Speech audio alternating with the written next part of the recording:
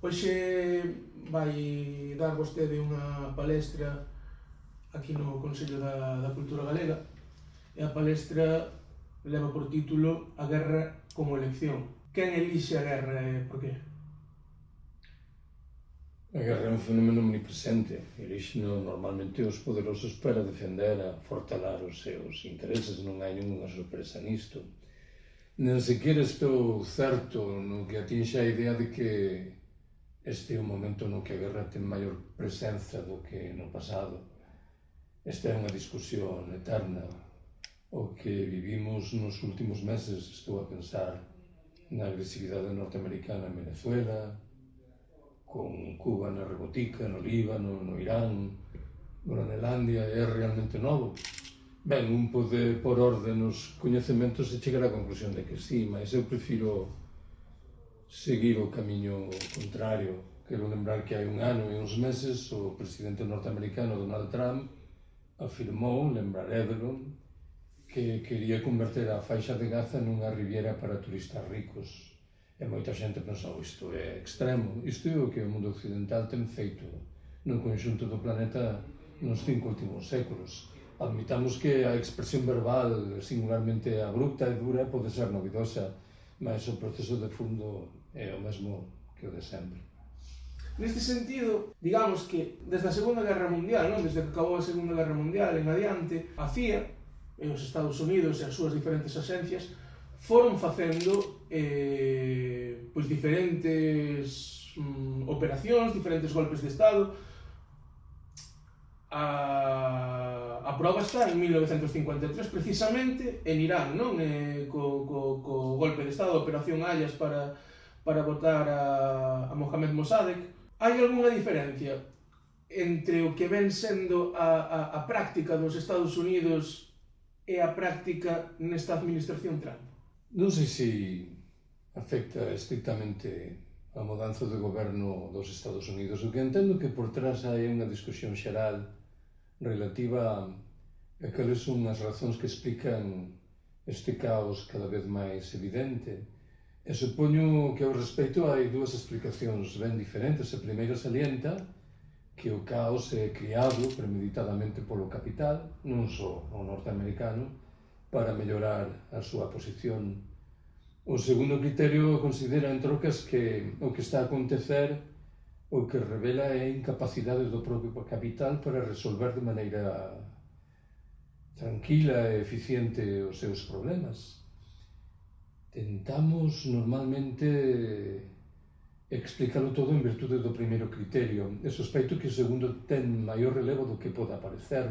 O capitalismo non é un sistema omnipotente, omnipresente, omnisciente, é un sistema que exhibe fendas moi agudas e eu entendo, por exemplo, que cando falamos, e eu fago isto de cote do risco dun colapso xeral do sistema, estamos a identificar fendas, problemas gravísimos na súa lógica de fondo, non?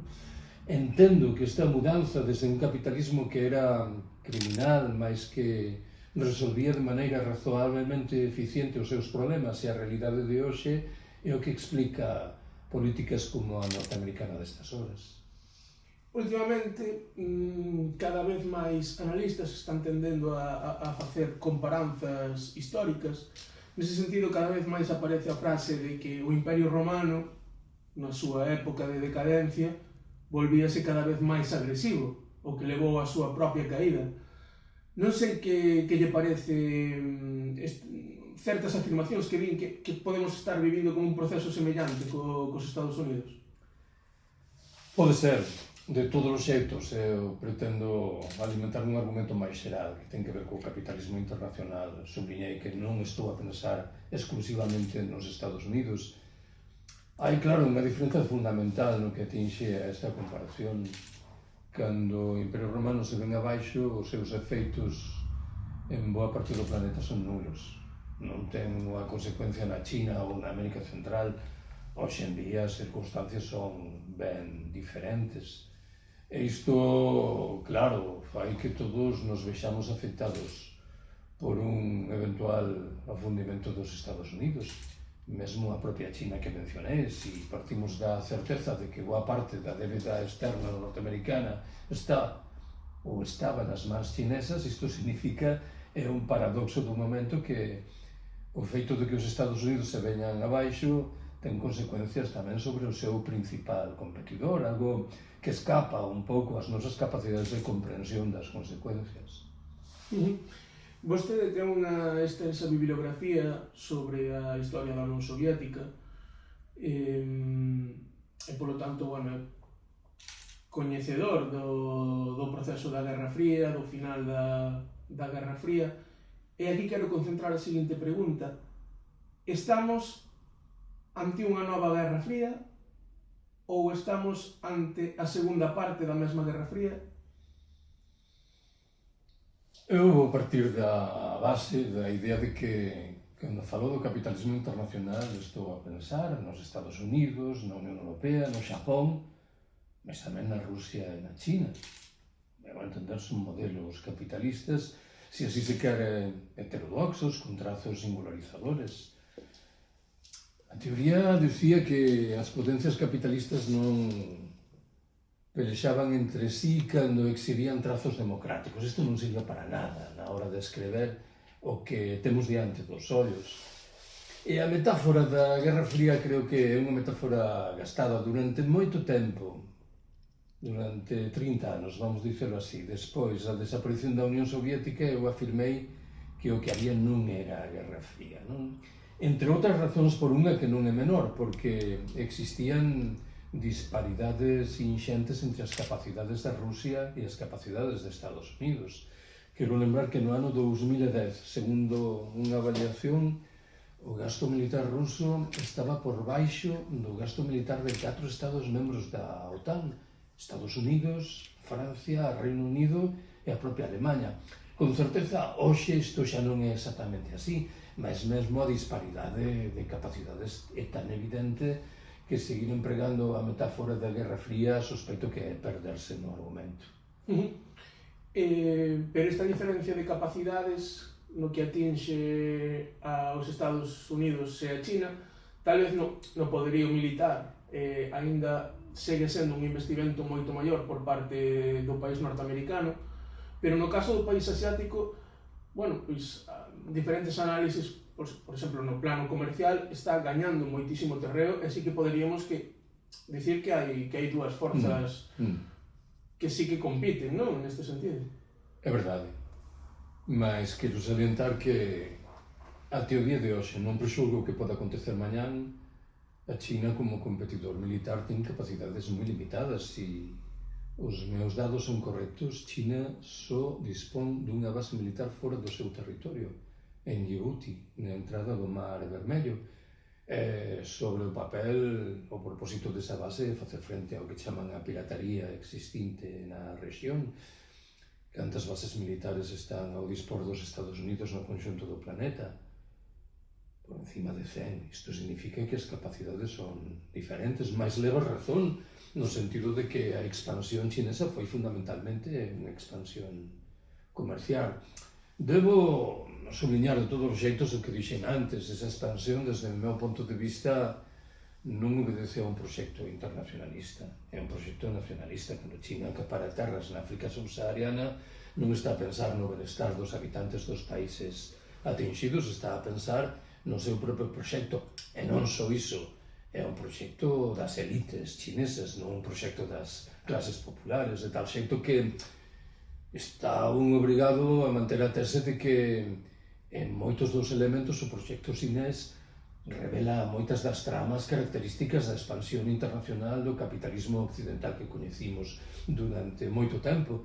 Mas é verdade, é innegável que no día de hoxe comparar a agresividade norteamericana coa eventual agresividade chinesa ten como consecuencia diferencias abismais.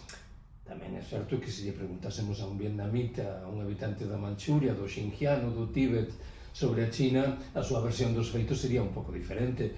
Mas se estamos a falar do conxunto do planeta, creo que hai disparidades abismais entre a agresividade norteamericana e a chinesa.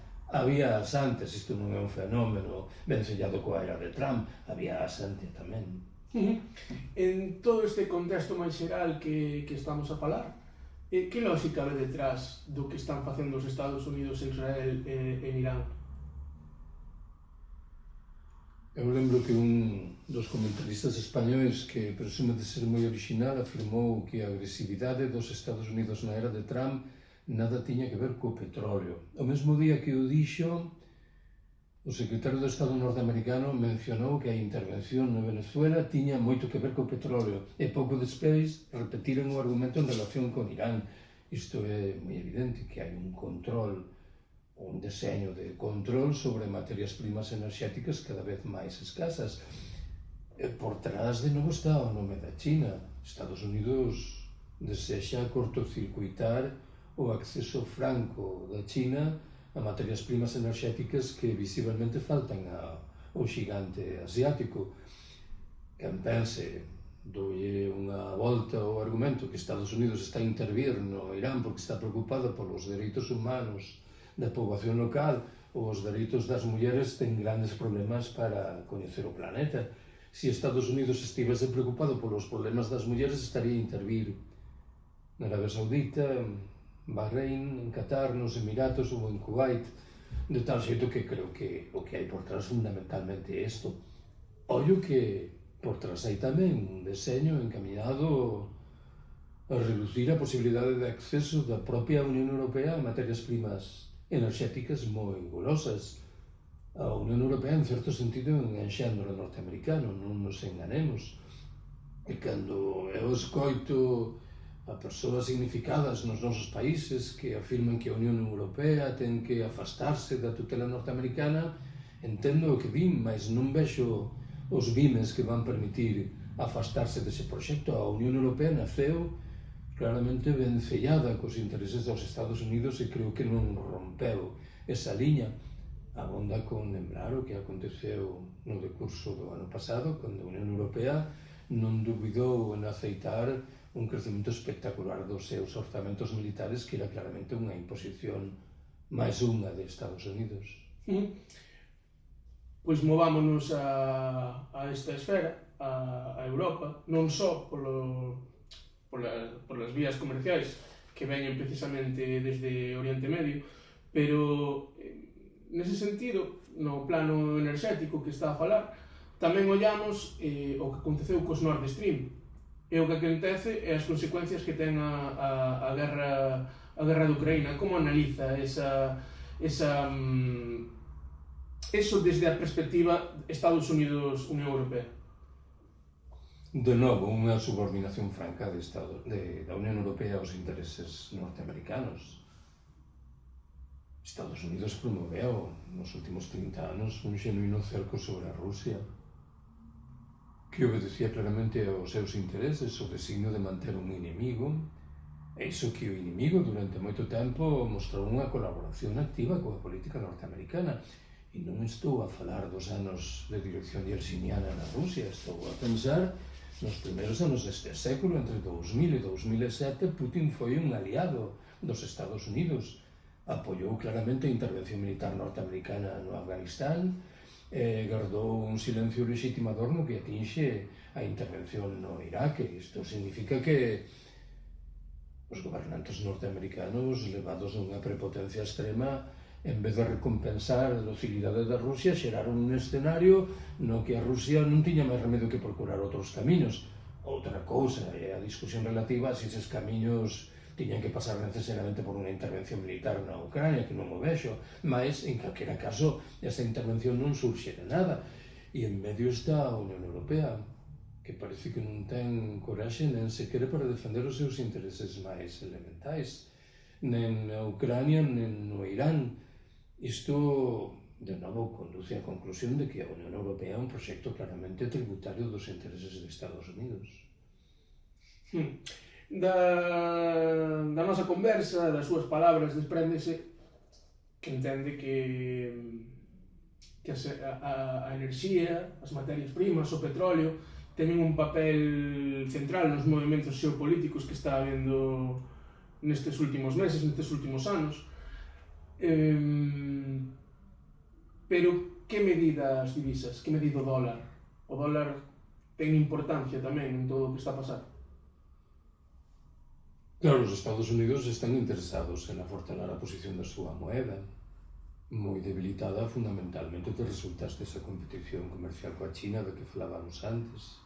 Están interesados en recuperar o peso do dólar, por exemplo, no mercado das transaccións relativas ás materias primas enerxéticas. A cuestión é se a política norteamericana é a máis eficiente. Isto, por trás, ten outra discusión. Hai quen sigue pensando que Trump é unha especie de momento singular na deriva recente do planeta, de tal xeito que boa parte do capital internacional está descontento cos exabruptos de Trump. Este último acabará por pechar os horizontes de tal xeito que sairá da historia de maneira discreta. Non teño certeza de que isto é así. Creo que Trump reflecte de maneira rotunda cal é a deriva de boa parte do capitalismo internacional, de tal xeito que as súas políticas non son tan rompedoras con respecto aos seus antecesores na presidencia dos Estados Unidos como un primeiro ollar invitaría a concluir. Son máis ben continuistas. Isto ten unha dimensión máis, e eu de cotes coito que Trump é un negacionista. Pois pareceme que se é un negacionista un pouco extraño, non? O Trump, interesado en roubarlle a Groenlandia a Dinamarca, é unha persoa claramente consciente do esgotamento da maioría das materias primas enerxéticas e non enerxéticas, de tal xeito que o seu negacionismo entronca perfeitamente con boa parte dos fluxos imperiais norteamericanos de antano. Volvendo ás diferencias entre os Estados Unidos e a China, unha das fundamentais, por lo menos ao meu entender, é a capacidade de manufactura. Os Estados Unidos, a economía dos Estados Unidos volveuse cada vez máis financiera e menos productora.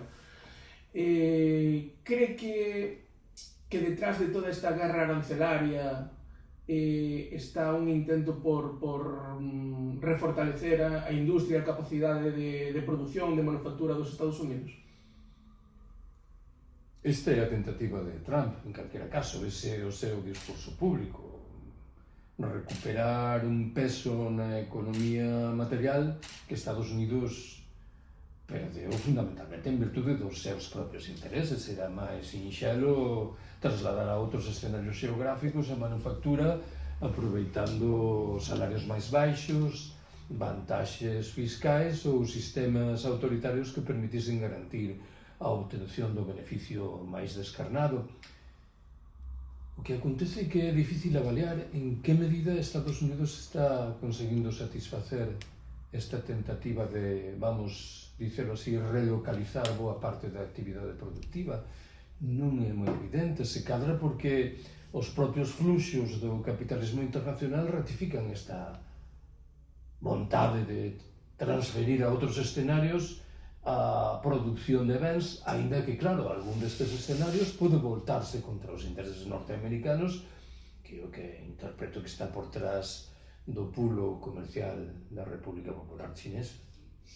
Poderíamos dicir que hai unha loita entre élites mundiais, élites non só estadounidenses, entre globalistas e outras que están máis a prol dunha volta ao proteccionismo.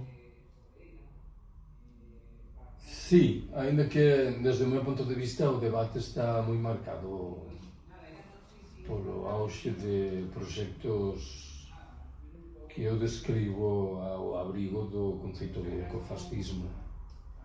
Debo subliñar de novo que o ecofascismo non é necesariamente un proxecto exclusivamente occidental, ben pode ser un proxecto de alianza con elites de outros escenarios xeográficos. Xa sei que é difícil hoxe en día visualizar isto, non? Cando hai unha tensión aparente ou real entre os diferentes blocos do capitalismo, mas na propia China hai circuitos de opinión moi fortes que consideran que as elites do país deben chegar a un acordo coas elites occidentais para preservaren recursos manifestamente escasos, non?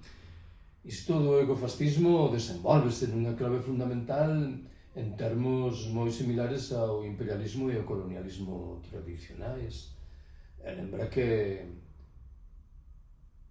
a propia Alemania nazi había circuitos de presión moi conscientes das agresións medioambientais e dos efeitos que no longo prazo estaban chamados a ter sobre a propia hexemonía do país, de tal xeito que estaría a reproducirse un esquema similar e non desboto que nese esquema entren elites moi diferentes. E fixeches ben en plantear unha discusión sobre as elites, porque a miúdo nos perdemos cando utilizamos os nomes de países, non?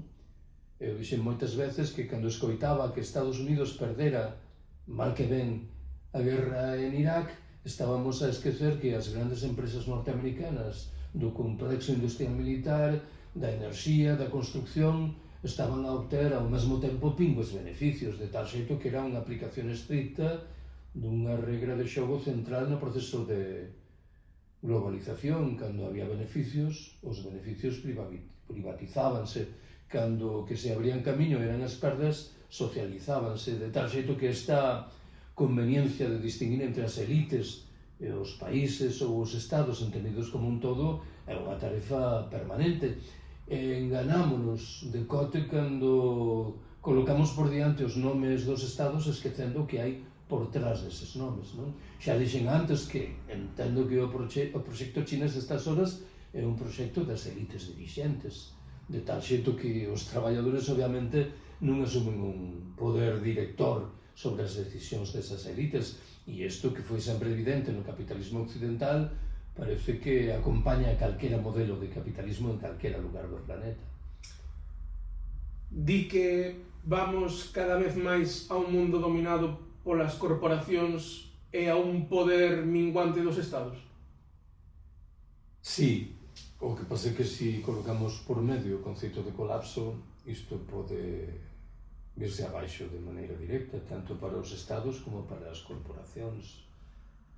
Eu lembro que hai unhas semanas discutindo con unha persoa que receaba da miña reflexión sobre a loucura do capitalismo contemporáneo, que é un sistema que está a perder os mecanismos de freo que no pasado lle permitiran sair adiante.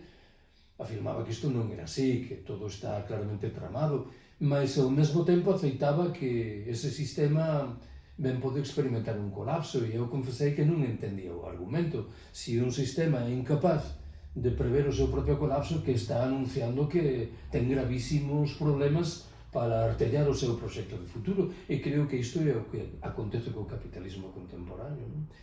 E aquí aparecen claro todas estas tesis que falan de que o que están prevendo é trasladarse a outros planetas para seguir mantendo a súa posición de privilexio. Mas claro, este argumento sitúanos no ámbito da ciencia ficción, no bo entendido de que a ciencia ficción cada vez é máis útil para comprender o planeta no que estamos, non? Este anuncio de que Estados Unidos pode abandonar a OTAN non deixa de ser un proxecto de ciencia ficción. Alguén diría, el mundo today ficou moi curto no seu pronóstico sobre o futuro. Pois nestas estamos, certamente. E estamos nun mundo no que ollamos impasíveis ao que está acontecendo, bueno, en moitos sitios, pero especialmente en Gaza. Estamos deshumanizados. Xa nos normalizamos, ou algo así.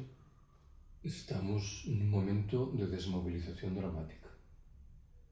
Hai uns meses lín o que entendo que é o último dos libros deste estudoso italiano Franco Berardi Bifo, e en determinada altura di algo que me parece interesante. Compara as movilizacións estudiantís nos Estados Unidos dos anos 60 e 70 do século pasado contra a guerra de Vietnam coas movilizacións estudiantís nos últimos meses ante o xenocidio sionista na faixa de Gaza. E afirma que en 1970 os estudantes norteamericanos movilizábanse contra a guerra do Vietnam, pero partían da presunción de que no Vietnam había un modelo social alternativo que merecía ser apoiado. Hoxe sabemos que isto non era tan evidente, mas en calquera caso a movilización tiña que ver coa existencia dunha utopía que suscitaba a loita.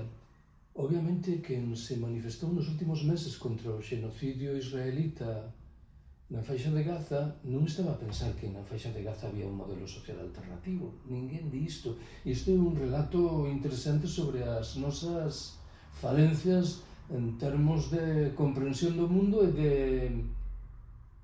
establecemento dunha estrategia de loita. As grandes utopías naufragaran.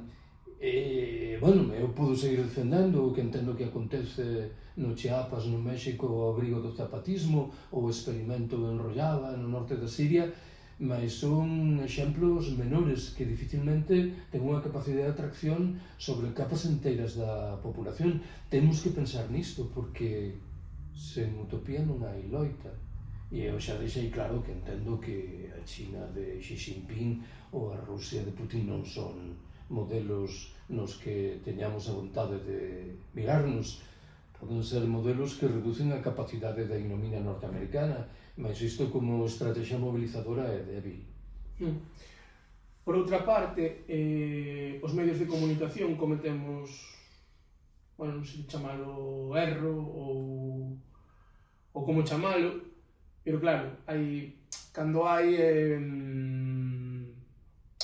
un xenocidio tan claro de Israel sobre Palestina, ou hai unha guerra como a de Irán, que ten uns impactos tan claros na nosa economía, esquecemos un pouco que tamén que non son os únicos conflitos no mundo. Neste sentido, está habendo conflitos moi importantes en África. Como ve este continente? A maioría dos Estados membros da Unión Europea decidiran colocar o seu orzamento militar nun 5% do Produto Interior Bruto. Ollo con isto porque a miúdo se malinterpreta, do Produto Interior Bruto, non do gasto público. Segundo unha avaliación, iso acarreta un 20% do gasto público. A ameaza presumível é a Rusia. Rusia é un país exhausto. Tería que darse un conxunto de condicións extrañísimas para que houvese un conflito aberto militar entre a Unión Europea e Rusia. Creo que temos que mirar cara a África subsahariana. Ese crecemento espectacular dos orzamentos militares ten como miolo principal, como xustificación, a vontade de facerse con materias primas moi gulosas existentes na África subsahariana. Sempre falamos da agresividade norteamericana, se esquecemos os golpes de Estado alentados pola Francia na África subsahariana. Isto é moito máis relevante do que pode parecer, e revela certamente dos medios unha concentración en determinados conflictos que non está xustificada. E as veces, cando te escoitaba falar, determinados códigos de análise que merecen ser cuestionados. Eu escoitei moitas veces que é lamentable o de Gaza porque hai unha cifra altísima de mortos que son mulleres, vellos e cativos. Indirectamente estamos dicindo que non son mulleres, vellos e cativas merecen ser asasinados polo exército israelita. Obviamente non é unha conducta premeditada, consciente e malévola, mas temos que saber de que estamos a falar porque moitas veces estes códigos se colocan na nosa linguaxe sin que sexamos conscientes de que están aí. Ollo, o propio conceito de colapso que empreguei nun par de ocasións é un conceito interesante, mas ao mesmo tempo delicado. Eu entendo que a maioría dos habitantes dos países ricos sabemos que significa ese conceito porque comparamos o que queremos ter diante dos ollos con algo que pode acontecer no futuro. Explicar que é o colapso a unha cativa nacida na faixa de Gaza é extremamente difícil porque non ten esa posibilidade da comparación. A súa vida foi, desde o momento inicial, un xenuíno e prolongadísimo colapso. Temos que revisar certamente moitas das nosas percepcións. Temos que lembrar, vénseme agora a cabeza outra idea, que o ministro español de Asuntos Exteriores está moi preocupado porque na Ucrania pode verificarse unha revisión de fronteiras derivada do uso da forza. Entendo o argumento, mas gostaría de que a Unión Europea empregase a mesma preocupación no Kurdistán, en Palestina, no Sudán do Sur ou no Sahara Occidental, pero parece que nestes casos esta preocupación polo dereito internacional, o rigor democrático, esvaece rapidamente. Para rematar, Pode ser que sí que haxa quen se está preparando para o colapso, pero que non somos a maioría da poboación.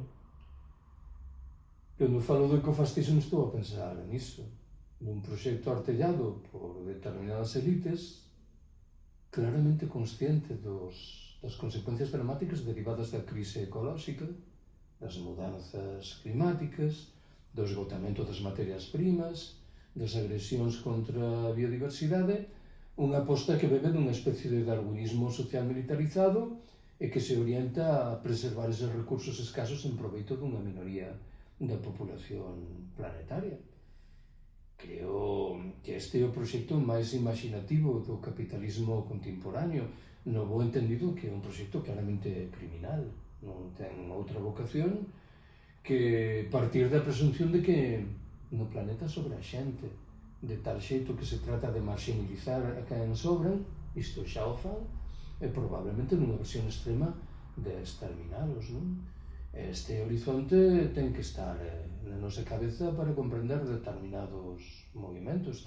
Xa dixen antes que entendo que é un erro afirmar tranquilamente que Trump é un negacionista. Trump sabe perfeitamente que o que acontece no planeta é o que está a defender os intereses dunha élite moi connotada. E como cree que debería contestar a maioría? Cando digo maioría, digo o común dos mortais. A ver, respondo chamando a atención sobre os únicos trazos do planeta contemporáneo que me provocan algún optimismo, aínda que é moi moderado.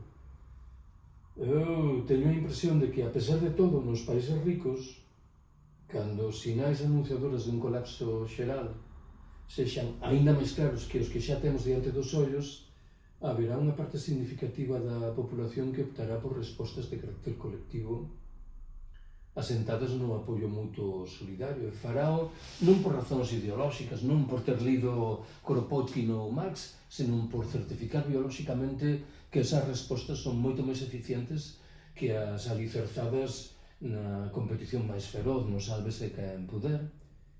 E a isto agrego que moitos recintos dos países do sur perviven culturas precapitalistas que resisten claramente frente ás imposicións do capital e, nalgúns deses recintos, estas culturas están a fundirse con proxectos anticapitalistas de tal xeito que están a agromar iniciativas que creo que son moi interesantes e nas que deberíamos mirarnos porque configuran respostas frente ao capitalismo e frente á crise ecolóxica. Son dous elementos interesantes, naturalmente que, ollados desde hoxe, non invitan exultantemente a afirmar que temos respostas ante os problemas principais, mas eu sigo pensando que a especie humana ten unha capacidade de reacción que invita a concluir que as cousas non están perdidas. Eu dixen moitas veces que sigo a creer na xente común, máis que nas vanguardas dun outro cariz, porque creo que a xente común conserva, a pesar de todo, a pesar de todas as aparencias, unha capacidade de comprensión básica do mundo que non está a escapar da súa conciencia. E sospeito que tamén asistiremos nos anos vindeiros a noticias saudáveis, porque as que levamos na cabeza nos últimos tempos dificilmente poden ser calificadas de tais. Pois, por a miña parte, deixo aquí con esta nota levemente positiva. Moitísimas grazas por nos atender. Gracias a vos.